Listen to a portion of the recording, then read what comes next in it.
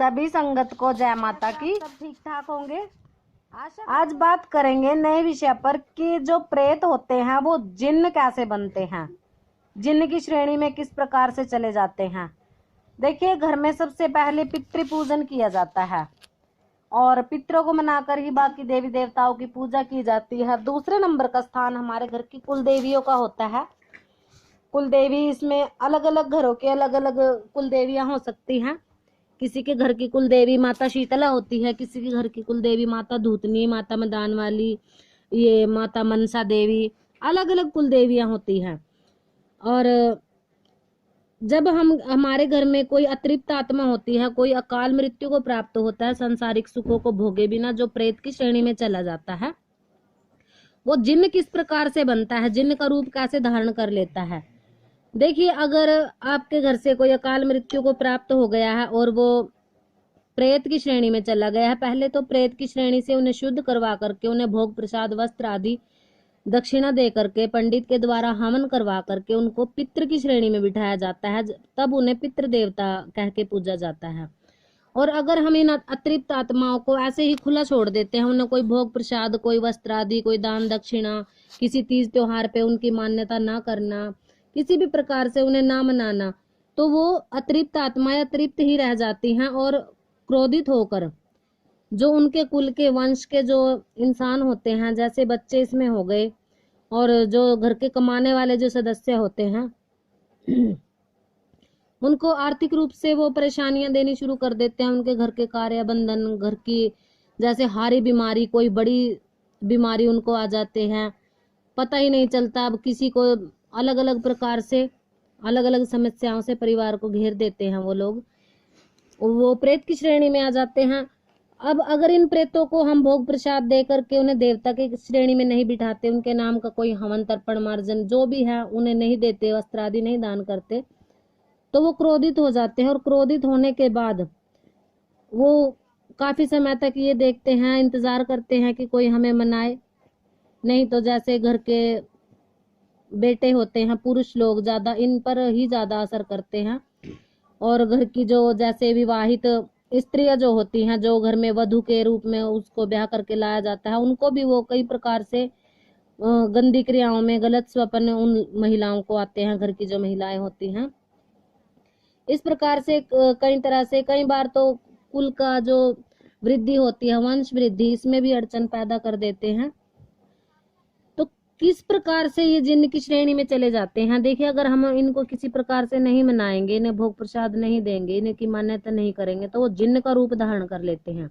और जिन्न का रूप धारण करने के बाद ऐसा होता है, कई प्रकार के इस तरह के जो आपको 4-5 तरह के हम संकेत भी बताएंगे, और 4-5 तरह के कारण, क्या क्या कारण और क्या क्या समस्या ये घर में पैदा कर देते हैं। देखिए, सबसे पहली समस्या जो इनको जिन्न रूप में आने के बाद घर परिवार वाले सदस्यों को होती है कि किसी न किसी भयंकर बीमारी से उनको ग्रसित कर दिया जाता है। जो इन्हें नहीं पूजते, जो इन्हें पितृ की श्रेणी में नहीं बिठाते, भयंकर बीमारी से ग्रसित कर जाते हैं।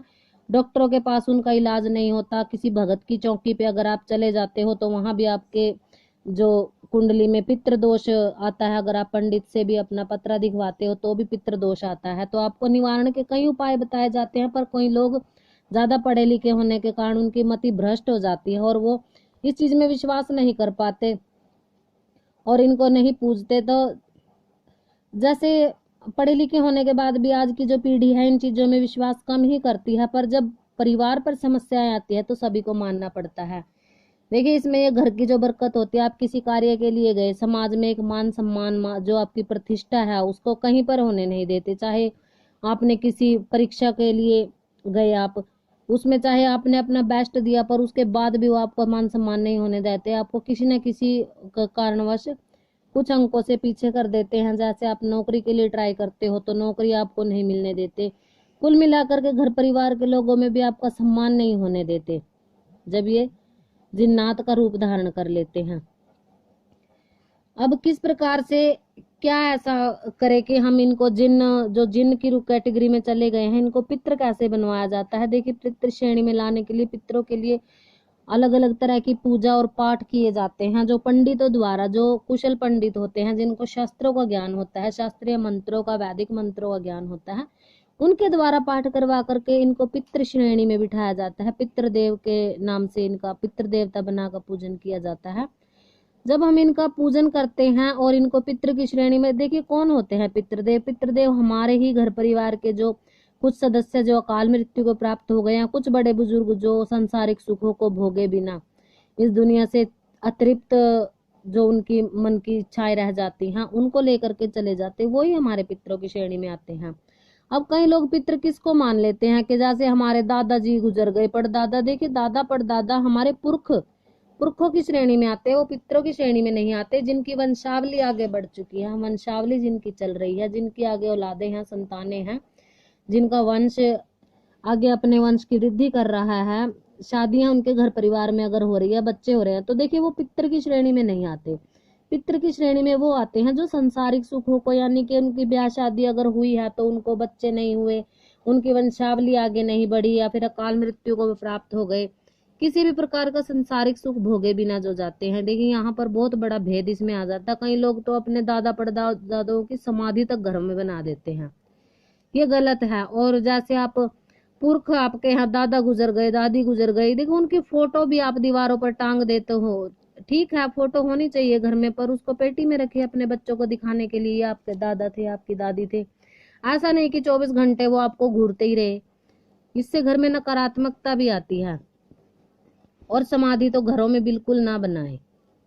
सिर्फ जो पितृ होते हैं, जो प्रेत की श्रेणी में चले गए हैं, उनको प्रेत की जो योनि होती है, प्रेत योनि से मुक्त करवा करके पितृ योनि में बिठा करके पितृदेव के स्थान पर उनकी पूजना करके उनकी कृपा हम प्राप्त कर सकते हैं। और वो जब देवता की श्रेणी में आ जाते हैं तो हमारे घर परिवार पर असीम कृपा करते हैं, और फिर उनके दया से हमारी बरकत, घर की काम धंधा, और जैसे हमारे बच्चे हैं उनका पढ़ाई में नहीं मन लगता, मन लगने लग जाता है, किसी भी प्रकार की, हर प्रकार की समस्या को वो हर लेते हैं। पर अगर आप इन सबका सही तरीके से, इनका जो जैसे होली दिवाली हो गई, बड़े त्योहार हो गए, अगर आपके घर में कोई खुशी आई है, शादी विवाह का अगर मौका है, किसी बच्चे ने आपके घर में जन्म लिया है, तो खास मौके पर ही इनकी पूजना की जाती है। ऐसा नहीं है कि आप साल के 365 दिन इनको भोगी देते रहोगे। कुछ लोग होते हैं, और कुछ लोग ऐसे भी होते हैं जो घर में पितरों का दिया जलाते हैं। देखिए घर में कभी भी पितरों का दिया नहीं जलाना चाहिए, क्योंकि पितर होते तो वही बात है कि मरे हुए लोग ही होते हैं। अब आज जब आप घर में इनका अगर आपने दिया लगाना है तो स्थान दीजिए इनको, इनका स्थान किसी खुली जगह में आप जगह लेकर के इनका स्थान बना सकते हैं। अगर आपके पास खेत हैं तो खेतों में स्थान बन सकता है। अगर ऐसा भी नहीं है तो इनके लिए एक अलग कमरा बनाकर छत के ऊपर आप इनको स्थान दे सकते हो। देखिए उसके नीचे ऐसा होता है कि किसी इंसान को सोना नहीं होता, या फिर किसी भी प्रकार की कोई जो क्रिया वगैरह होती है ये इसमें नहीं करनी होती। तो आशा करते हैं आपको पितरों से जिन्न बनने की ये जो जानकारी थी पसंद आई होगी। मिलते हैं नई जानकारी के साथ। जय माता की।